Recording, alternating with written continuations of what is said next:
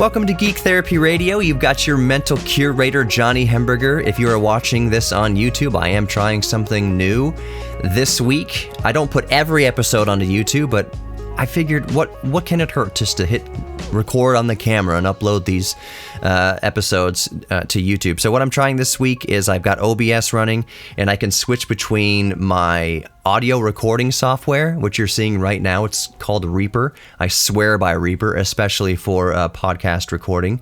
Don't get me started on how much I hate Audacity.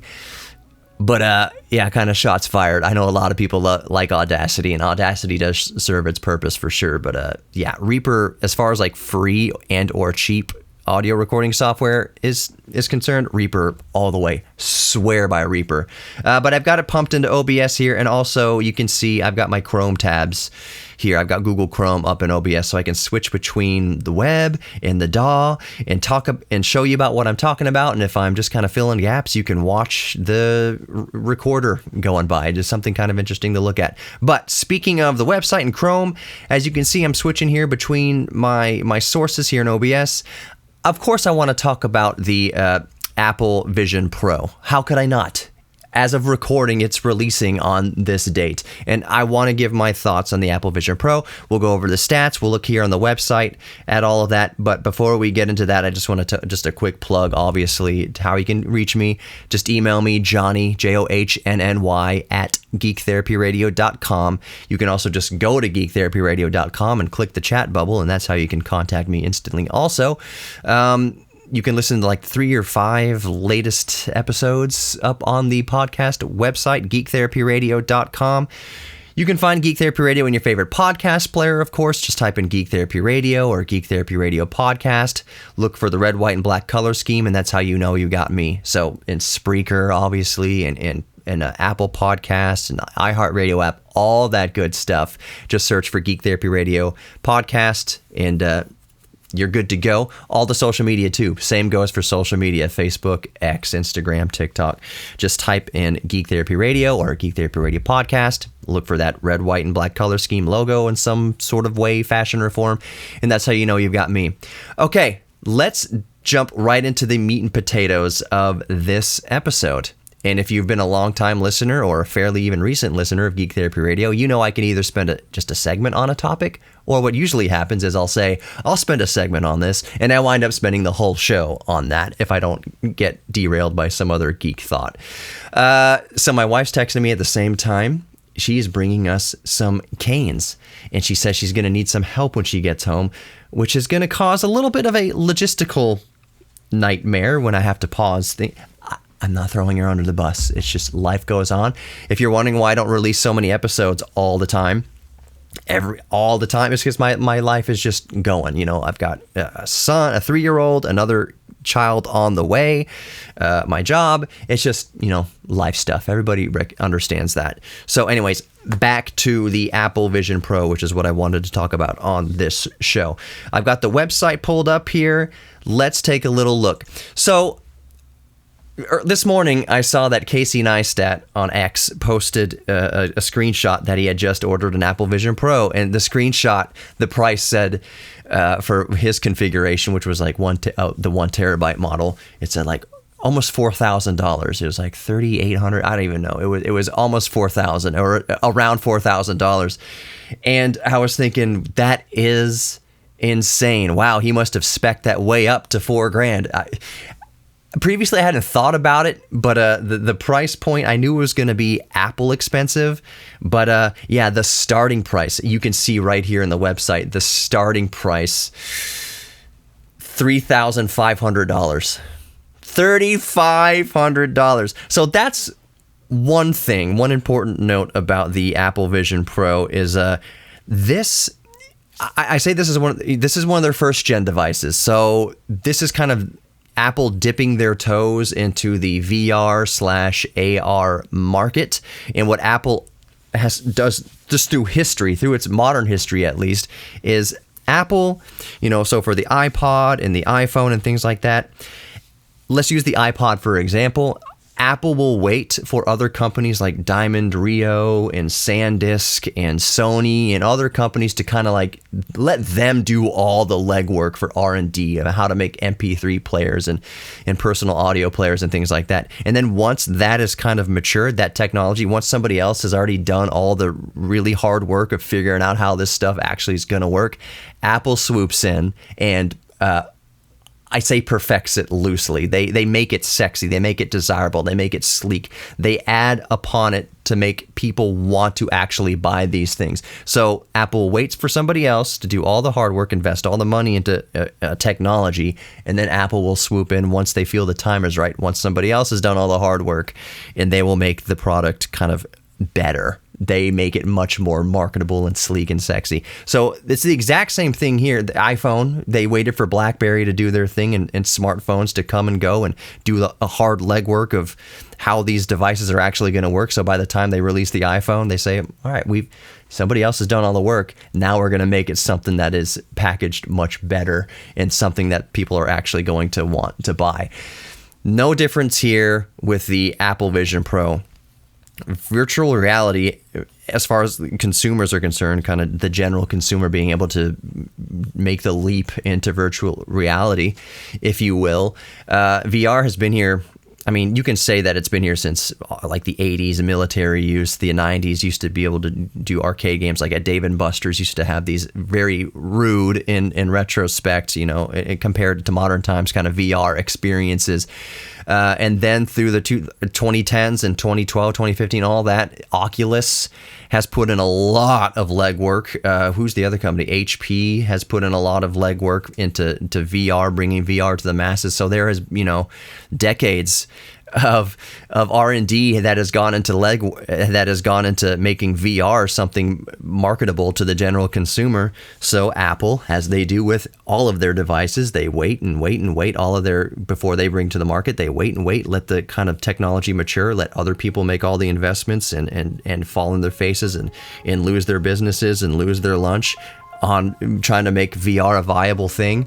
And then Apple swoops in and says, okay, now y'all have done the hard work. We're going to make our thing sleek and sexy and expensive. And that's what the Apple Vision Pro is. Let's talk about it more in depth coming back. You're listening to Geek Therapy Radio. Don't go anywhere.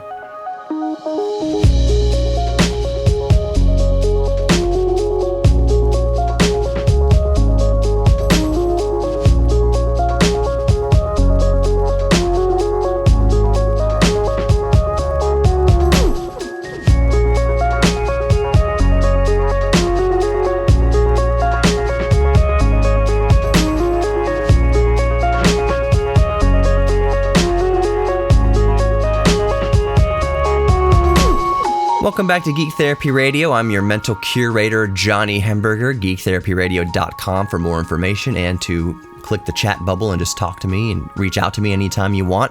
Also email me, Johnny at geektherapyradio.com, JOHNNY at geektherapyradio.com.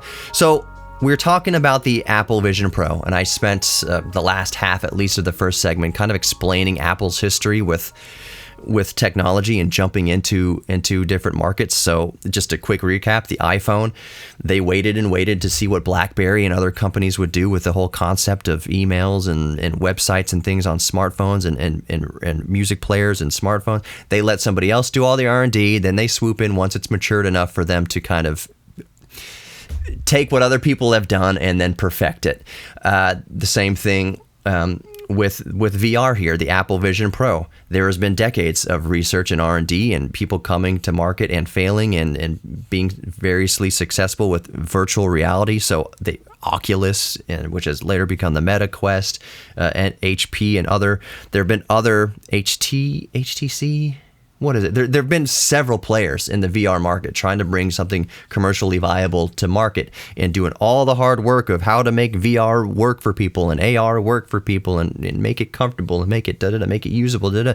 Apple waits, watch what everybody else does, let them pour all the money into it, and then Apple says, all right, now we can jump in. After all the hard work has been done, let's jump in and try to perfect this technology. And the Apple Vision Pro it falls in line with that Apple ethos. And I'm not doing that. I'm not saying all that to necessarily throw I'm not an Apple hater necessarily. I'm not an Apple fanboy for darn sure. I'm not an anything fanboy for darn sure. I'm a Reaper fanboy, the audio program that I use. But I'm not an Apple fanboy. I'm not a Microsoft fanboy, PC fanboy. I don't mean for that to be throwing shade, but anybody who's kind of followed Apple knows that that's what Apple does. They wait for somebody else to do all the hard work, and then they come in at the end and kind of try to perfect it. Sometimes it doesn't always work, but that is what they're trying to do with the Apple Vision Pro. Let's talk about some specs. First and foremost, the price. The Apple Vision Pro starts, this is a first generation technology from Apple, by the way, first generation product, I should say. It is many generations of a technology, but it's a first generation Apple product. $3,500. Starts at $3,500. So my main point there is that you're not going to see everybody and their grandmother walking around with an Apple Vision Pro strapped to their face. It's kind of like at the beginning, you didn't see everybody walking around with iPhones. It was kind of exclusively for people that had the money to spend on it and to be the first adopters. But more so, it's so expensive that the only people you're going to see with Apple Vision Pros are your very wealthy friends and wealthy YouTubers. So you're going to see Casey Neistat, of course, Marquez Brownlee, Austin Evans, all these people, iJustine, you're going to see them all over YouTube with these things because they can fund it. I cannot justify spending $3,500 on this thing. Absolutely not. I've got my Oculus back here. Well, I still call it Oculus. It's my MetaQuest, MetaQuest 2. Those are like $200-$300. That's way more within range of what the more average person can afford. You might be wondering, well, why are you talking about these well-heeled individuals, YouTubers and reviewers? Why are they getting it? Apple must be sending it to them. No, Apple doesn't do that. Apple does not send review units to YouTubers and different reviewers. They don't do that. So if you see Austin Evans with an with an Apple Vision Pro, or you see Marquez Brownlee with an Apple Vision Pro, or Linus Tech Tips with an Apple Vision Pro, they bought it out of pocket because they can do that. And they kind of have to do that when you're a YouTuber that big. There's going to be a lot of smaller YouTubers out there that can only just talk about the Apple Vision Pro, or maybe they might have one that they're borrowing from their friend. Mark my words, you're going to see some YouTube reviews of smaller channels saying I'm borrowing this from a friend or whatever. Mark my word, you're going to see that because it's so unbelievably expensive that just the smaller guy can't afford to do it. They can't review it in hand because they just can't afford to buy it. I fall into that group. $3,500 is too rich for my blood. So that is just for the base model also. You're going to start adding. So like I mentioned earlier, Casey Neistat got the 1 terabyte model. So that was $3,900 before tax, $3,899 for the 1 terabyte model before tax. Something else you might also be wondering, you see me with my big, giant, thick glasses here. What if you have glasses? Well, you can use your own glasses within a VR headset. Let me tell you, as somebody who's been using VR for quite a while now, long enough, if you have glasses, especially if they're big, thick glasses like mine, but anybody who requires prescription glasses, you're not going to have the greatest time possible VR because you have your glasses on your face. Even though they have spacers and things for VR headsets, I can show you on my MetaQuest right here. You can add these spacers, this black foam that kind of extends out to make it work better on your face. I'm going to put these on right now. I don't even know if I'm on camera. I can't see. But they stick out. And if you have glasses, it's going to have to stick out even further. You're adding more weight, and you're adding more weight out front of your face. So it becomes a thing. And then you got this issue where you take off your VR headset and your glasses are always getting stuck inside your VR headset. No matter what VR headset, your glasses are going to get stuck in it. I'm kind of getting ahead of myself in the user experience of VR, but let's talk about that for a minute. We'll go over more specs of the Apple Vision Pro here in a second, but I want to talk about just what a lot of early adopters with the Apple Vision Pro are about to learn that the rest of us who have been dabbling in VR for years already know. That is, no matter how comfortable they make this, and it looks as comfortable as a VR headset can be. I mean, I'm scrolling through the images here on YouTube. You can go watch the video and follow along. I'll link to the video in the podcast description. Another reason why, if you're listening to the radio, you should subscribe to the podcast. There's all sorts of goodies in the podcast description. But look how comfortable this thing looks. And I'm sure for a VR headset that it is quite comfortable. I bet you it's the most comfortable VR experience to date.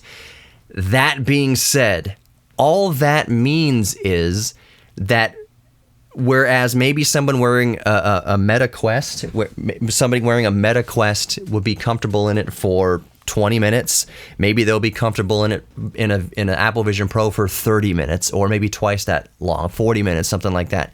I would say, in my experience, as somebody who has used VR for a while, that I would say like the 30-minute mark, definitely the 1 hour mark, is like, at some point, you are very much so going to notice and be discomforted by the fact that you have any amount of weight hanging off the front of your face and resting on your nose, resting on your head, resting on the back of your head. It doesn't matter how they distribute the weight. Eventually, you will uncomfortably know, it'll break you out of whatever VR experience you're having. You'll be disconnected from it because you become aware at some point that you have something hanging off of your face and something pressing into your face, especially if you wear glasses. The experience, no matter how comfortable a VR headset is, at some point becomes uncomfortable. And that is one of the biggest hurdles for VR and wide adoption, not even counting that some people get motion sickness and disoriented in VR. It's just the fact that you have a physical device strapped to your face. And I know what I'm saying right now is resonating with every single person listening or watching this who has ever dabbled with VR. It becomes uncomfortable. No matter how comfortable it seems when you first put on these devices, it becomes uncomfortable. Mark my words, the same thing is going to happen to the Apple Vision Pro. They've made it as comfortable as it can be, but it's actually a little bit heavier than the Meta Quest because there's more hardware inside of it, as we'll get into. I can hear the bump music playing. Let's keep talking about the Apple Vision Pro when we come back. You are listening. Let's talk about specs and things like that. You're listening to Geek Therapy Radio. Don't go anywhere.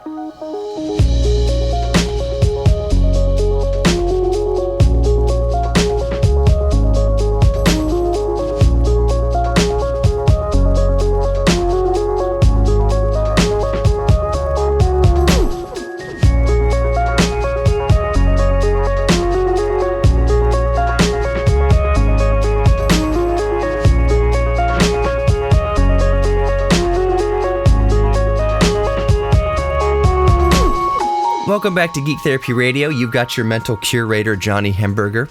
GeekTherapyRadio.com and all the social medias. Just type in Geek Therapy Radio or Geek Therapy Radio Podcast and you'll find me. Same thing, all your podcast players, Apple, Spotify, iHeartRadio app, of course. Type in Geek Therapy Radio Podcast. Look for the red, white, and black color scheme, and that's how you got me. All right, we're talking about Apple Vision Pro.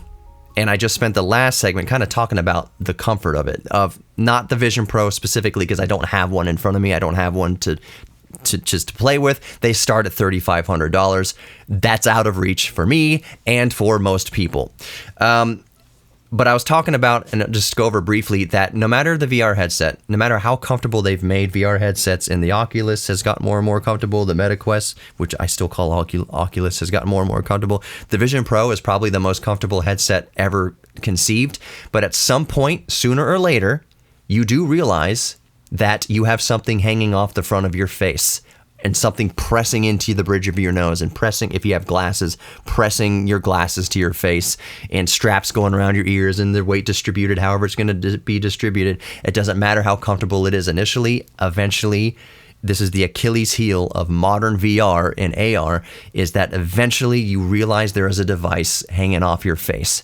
That snaps you out of whatever you're immersed in, is that physicality of knowing and feeling uncomfortably that something has been hanging off of your face for this length of time. So there is going to be, unless they're just hardcore trying to prove a point and they're built differently, mark my words, like I mentioned in the last segment, Apple Vision Pro is going to have the same Achilles heel as every other VR device so far, in that it gets uncomfortable.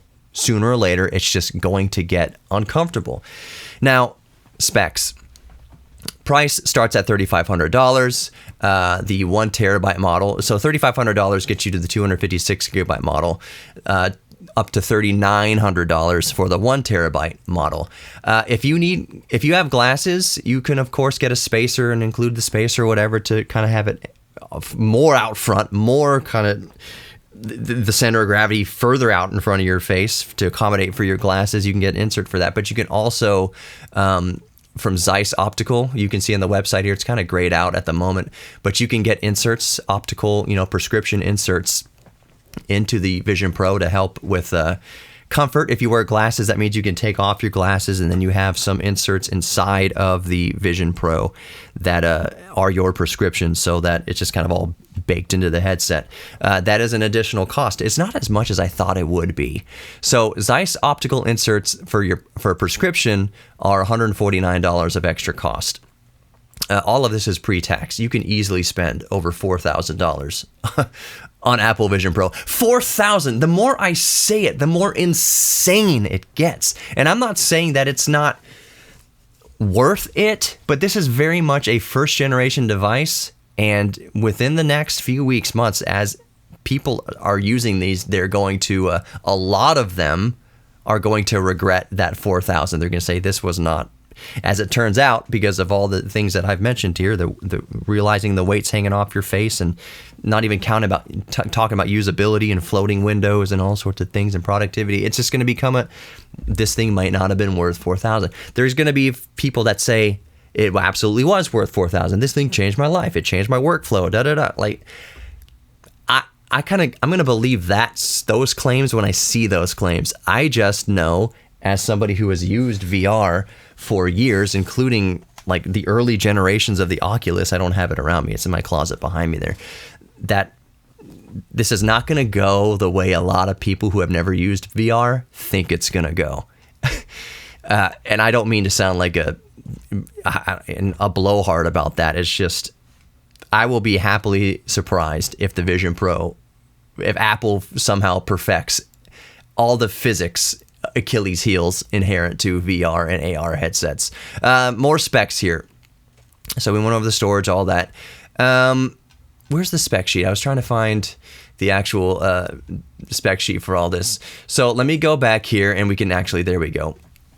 So capacity, like I said, 256 gigabytes, 512 gigabytes, and then 1 terabyte.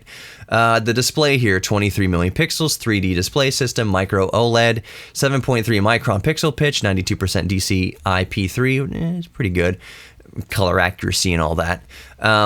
Refresh rates 90, 96 hertz, and 100 hertz. 90 hertz is kind of they say is kind of the minimum for a comfortable VR experience, although I would say it depends on the content. It depends what you're doing. I've done VR, on Oculus and in my MetaQuest and whatever else I've dabbled with that at 60 hertz, and it's fine. The thing to remember about VR, though, the quick tech note here that people may not realize is when you're saying, let's say, look at the spec sheet here, it says 90 hertz minimum refresh rate for Apple Vision Pro. That's 90 hertz per eye. There's 2 screens. So it's not, the processor isn't really doing 90 hertz. It's really doing 180 hertz because it's 90 hertz plus 90 hertz. That's how that works. I can see that. Oh, it's still recording. OBS freaked me out for a second. I heard my hard drive clacking. So when you go up to like 100 hertz here, that's actually the processor is doing 200 hertz, 200 FPS. So 90 FPS, 90 hertz is really 180 FPS. So that's also one of the challenges in VR is it's really effectively the processor and the GPU is doing extremely high frame rates compared to what people are typically, you game, if you see a gaming monitor that says 120 hertz refresh rate, it's one screen, so it's 120 hertz refresh rate. VR, 2 screens, that'd be 240 hertz effectively is the strain on the GPU. So anyways, a little tidbit about how hertz and FPS works on VR, because it's 2 screens. It's 2 HD screens. Video mirroring up to 1080p for AirPlay for mirroring your view on Apple Vision Pro to any AirPlay-enabled device, including iPhone, iPad, Mac, Apple TV, second generation or later, AirPlay-enabled smart TV.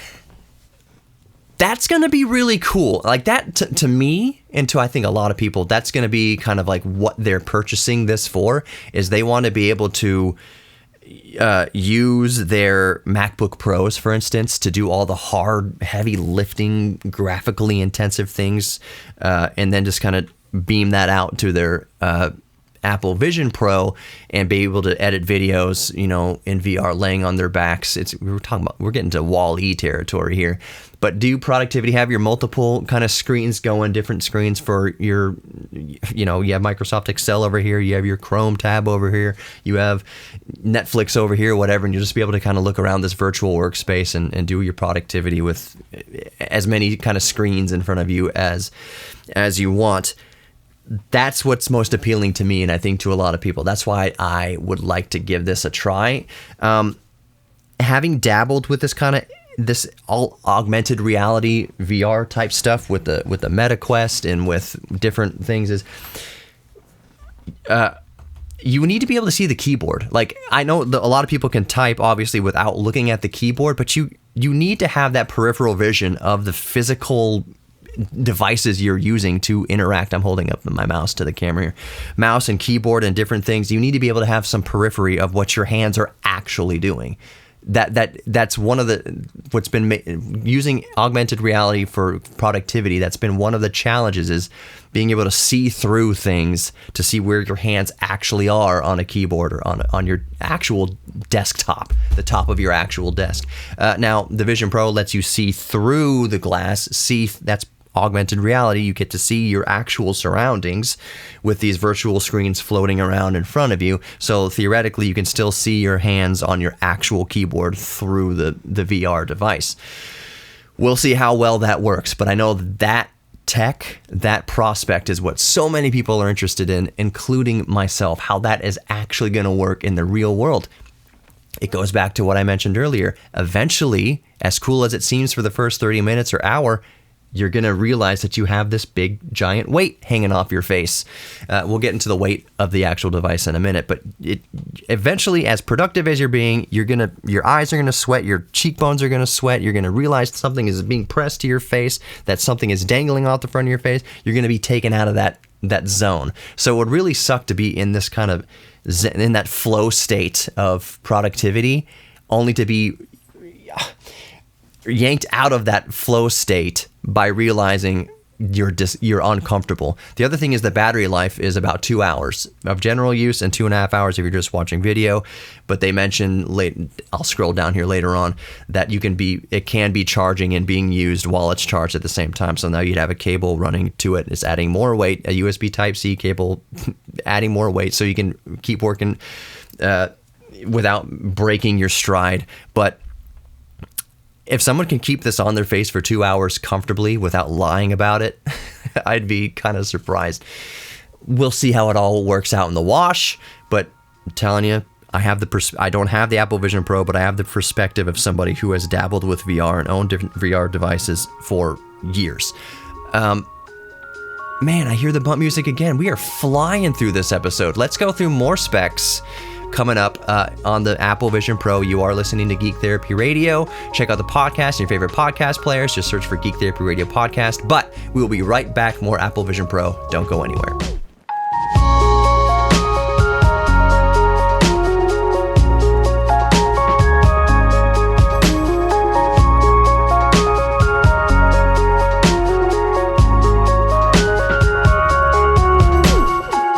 Welcome back to Geek Therapy Radio. You've got your mental curator, Johnny Hemberger. We are talking about the Apple Vision Pro that has just, as of whenever you're listening to this or watching this, it may already be out in the wild at this point, but it's up for pre-order as I'm recording this right now. And it starts to ship on February 2nd. So let's keep going over the specs here where we left off. The chips inside, the Apple M2, which is an 8-core CPU, 4 performance cores, 4 efficiency cores, and a 10-core GPU, 16-core neural engine, and 16 gigabytes of unified memory. Basically, this is I would say MacBook Air power, like maybe base model MacBook Pro kind of power. It's very powerful. The M2, 8 cores and 10 core GPU, 8 core CPU, 10 core GPU.